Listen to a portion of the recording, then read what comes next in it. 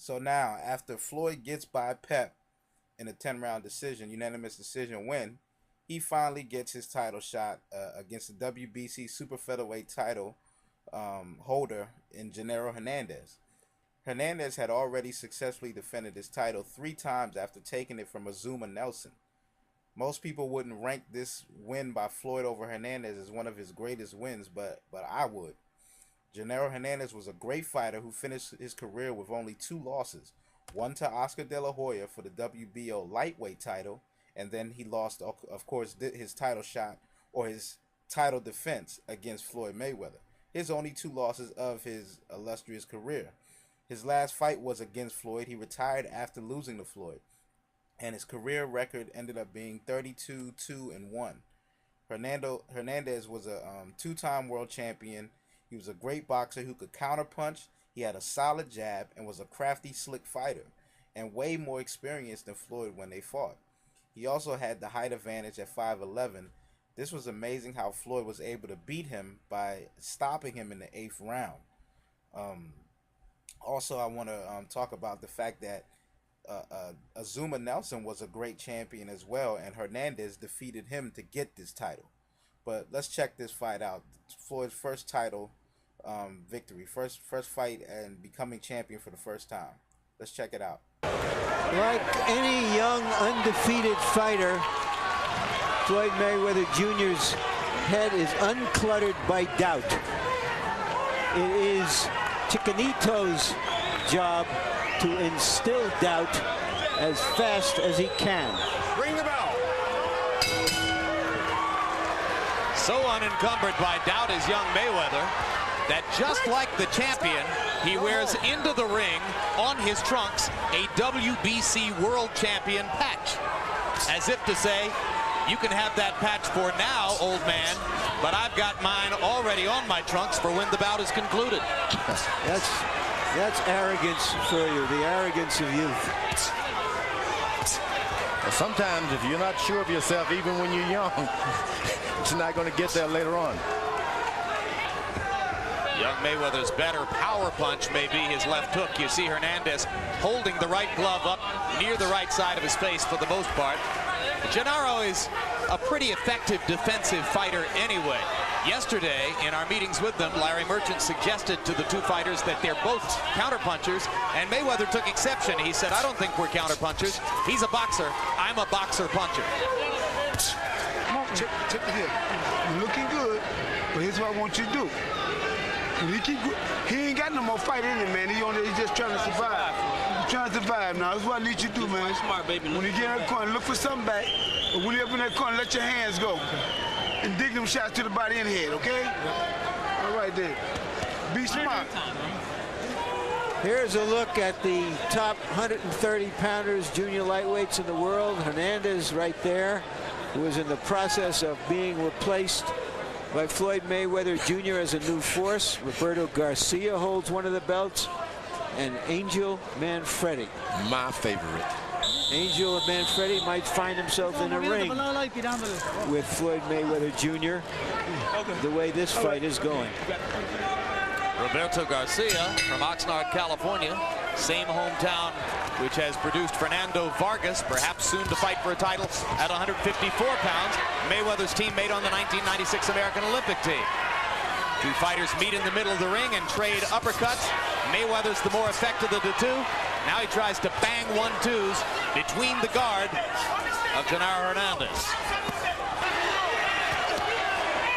Good left hook by Hernandez. The Mayweather kid is not backing up. Yeah. He maybe should back up a little bit. You know, Hernandez has gotten old in this fight. Old because he's in with a wonderful young fighter, but you're seeing that the thoroughbred in him come out right here. Now he's using his jab. Hernandez is looking and throwing. And Hernandez lands a hard left hand as he comes off the ropes. Mayweather momentarily lost his balance, but regained it without touching a glove to the canvas. Boy, he's taking some hard shots, Hernandez, this time. Maybe more hard shots than his brother wants him to take at this stage. Perhaps that's what was meant by last round, although I would take it more likely to mean that they want that kind of desperation from the fighter. They want him to pull out every stop as though it's the last round and his only chance is to win by KO. I think that's it. They told him to go for broke. Yeah. But at this stage of the fight, he should be taking it to the younger opponent. He's in a difficult territory, new territory. Don't back up and give him courage. Take it to him. Well, when you need to fire and you don't, it's often because you don't like what's coming back. Amen. Every old fighter, sometimes along the way, is going to run into a young, strong, quick, ambitious young guy trying to take everything away from him. That's what's happening here. In boxing, you're not going to run into many Mayweather young type fighters.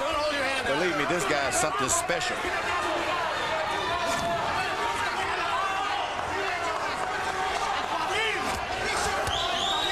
I think that Hernandez may be finding himself being caught too many times. This guy's not putting him away, but he's giving him such punishing blows that if you got a corner, you may want to wonder if you want your fighter to just be beaten up from pillar to post. Down to the body. You think a champion wants to give up his title on the stool, or does he just recognize the reality? Sometimes your life is a little more important than a title belt, and this guy's hitting him. And that's when it's the corner's job to show that right. That's right. And of course, that's complicated here because Rudy is Gennaro's brother.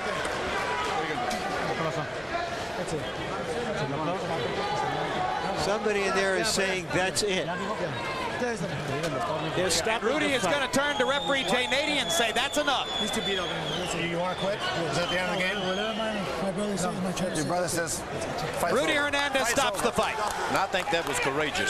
You need sometime a brother who loves you, care about you. Angelo Dundee said, I'm the chief corner man, stop the fight.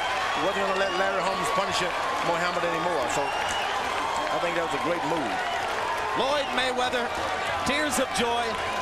His brother, or rather his uncle Jeff, and his father Floyd Sr. both rushed to the middle of the ring to embrace Gennaro Hernandez, a proper show of respect for a great champion who was beaten by a younger, better fighter tonight. No better said. No better said. Come on, stand up. Get it, baby. And there's his mom in the ring. This guy did everything. His dad has been away. Now he's come back to see his son become champion of the world. That's really wonderful. You're looking at a happy family now. You know, Muhammad Ali was fighting his son in Liston, and prior to the fight, he went out to see his brother fight. Rockman, I think? Yes. And he told him he got beat up. He said, I'm not going to let you fight anymore. I'm going to take care of you. I see in the Mayweather family that same kind of doctrine. He's going to look after his family. Plus, he's going to look after himself. Tears in the eyes of Uncle Jeff. Yeah, this is wonderful. Very wonderful. Floyd's tears continuing to flow. A beautiful scene here in the ring at the Las Vegas Hilton as Gennaro Hernandez congratulates the new champ. Ladies and gentlemen, here's Michael Buffer. At the end of the 8th round, Gennaro Hernandez's corner informed referee Jay Nady they could no longer continue. Referee Jay Nady calls an end to the bout. The official time at the end of round 8. The winner by knockout victory in this, his 18th professional bout, his 14th KO. He is now the undefeated WBC super featherweight champion of the world, pretty boy Floyd Mayweather.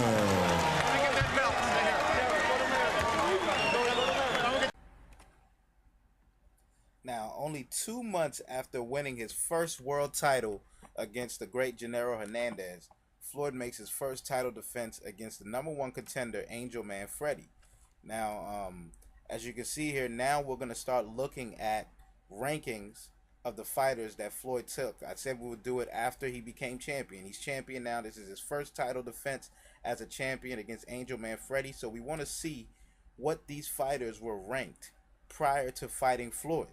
So let's look at the ranking here. And Manfredi at the time was the #1 contender, as I said, and many others felt that he should have gotten a title shot before Floyd against Gennaro Hernandez. So Floyd had to prove that he was truly deserving by beating Manfredi. Now, Manfredi was the WBU champ at the time, as you can see, and was on a 23-fight winning streak, in which, in that 23-fight winning streak, he beat Arturo Gatti, and he beat the number 8 ranked John Brown, as you can see on the ranking here. He was 25-2 at the time. It took Floyd 2 rounds, just 2 rounds, to TKO Manfredi. It's weird to see Manfredi come down to the ring led by a rapper, and Floyd's entrance to the ring is just pretty much plain. So we see how different Floyd was at that time in his career than what we know him to be as the flashy, flamboyant Money Mayweather. Now at the end, Floyd says he wants to fight the best at 130 pounds. Let's check it out. Diablo, Hell's Angel, Gary, Indiana, Chicago, Illinois.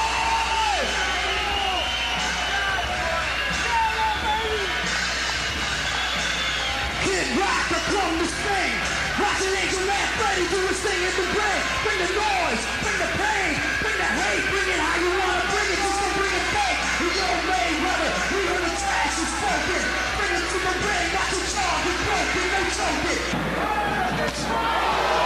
Right hand lead lands from Mayweather, countering over Manfredi's jab.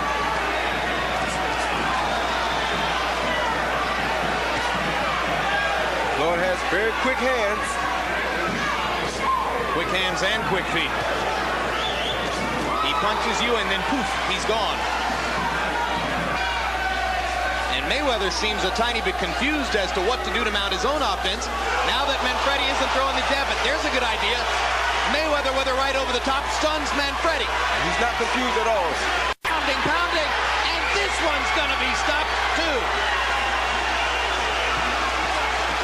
Same spot in the ring. Congratulations, Floyd.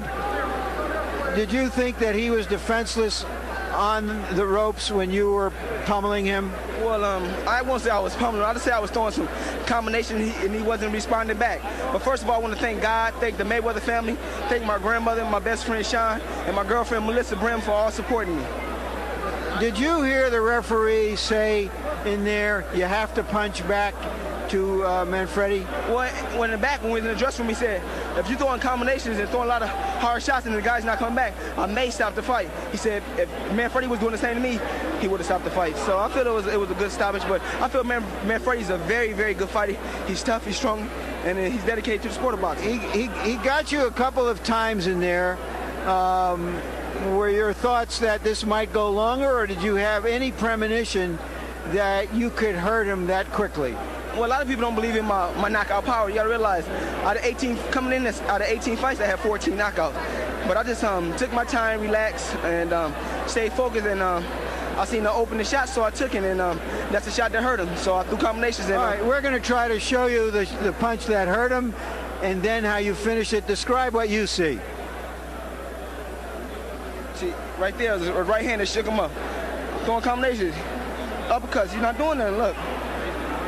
I'm steady throwing shots. He's not coming back with nothing. And right there, open shot. I'm still throwing shots. Look, he's not coming back with nothing. Look.